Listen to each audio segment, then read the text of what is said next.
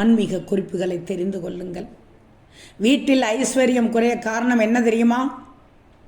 அகற்றப்படாத உடைந்த பழுதான ஜாமான்கள், ஒட்டடை தூசி படிந்த சுத்தமில்லாத அறைகளை அடைத்து தட்டுமுட்டு ஜாமான்கள், அறையின் குறுக்கே கட்டியுள்ள கொடிக்கயிறு, அங்கும் இங்கும் தொங்கும் அழுக்கு துணிகள், அழுக்காக இருக்கும் சாமி பூஜை பொருட்கள், கண்ணாடியில் ஒட்டப்பட்ட பழைய பொட்டுகள், சுருட்டி வைக்கப்படாத பாய் படுக்கை போர்வை, தண்ணீர் சொட்டி கொண்டிருக்கும் குழாய்கள், இறைந்து கிடக்கும் பத்திரிகைகள் புத்தகங்கள், சுவரெங்கும் காலண்டர்கள் போட்டாக்கள், தரையில் சுற்றி கொண்டிருக்கும் தலைமுடிகள், பீரோ பிரிட்ஜ் கதவுகளில் அதிகமாக ஸ்டிக்கர்கள், அரிசி உப்பு மஞ்சளை சுத்தமாக காலி செய்வது, சூரியன் மறைவுக்கு பின் வீடு சுத்தம் செய்வது, தேவையற்ற வீண் வார்த்தைகளை வீட்டில் பேசுவதும் வீட்டில் ஐஸ்வர்யம் குறைய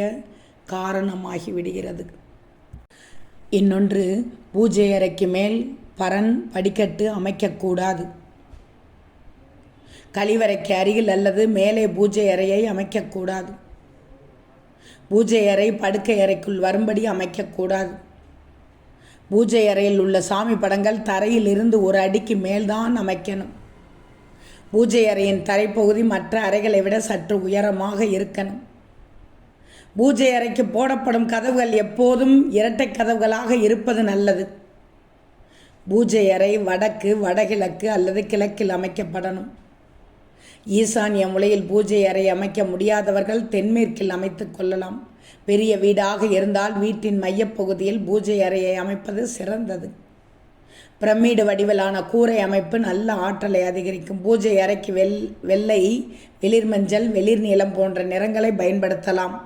பூஜை அறையில் தவிர்க்க வேண்டியவை: பூஜை அறையில் அதிக அளவில் சிலைகள், சாமி படங்கள் வைப்பதை தவிர்க்கவும். பழைய கோவிலில் இருந்து கொண்டு வரப்பட்ட சாமி சிலைகளை பூஜை அறையில் வைக்கக்கூடாது.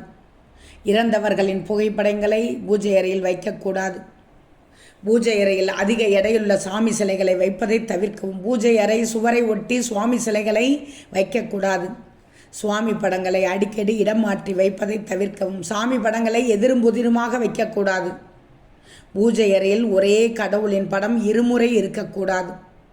கடவுள் உருவங்களின் பாதங்கள், முகத்தை பூக்களால் மறைக்கக்கூடாது. ஒன்றுக்கு மேற்பட்ட சங்குகள் பூஜை அறையில் வைக்கக்கூடாது, தோஷம் ஏற்படும். பழைய வாடிய பூக்கள், உடைந்த பொருட்களை பூஜை அறையில் வைக்கக்கூடாது. காய்ந்த எலுமிச்சை பழங்களை பூஜை அறையில் வைத்திருப்பதை தவிர்க்கவும்.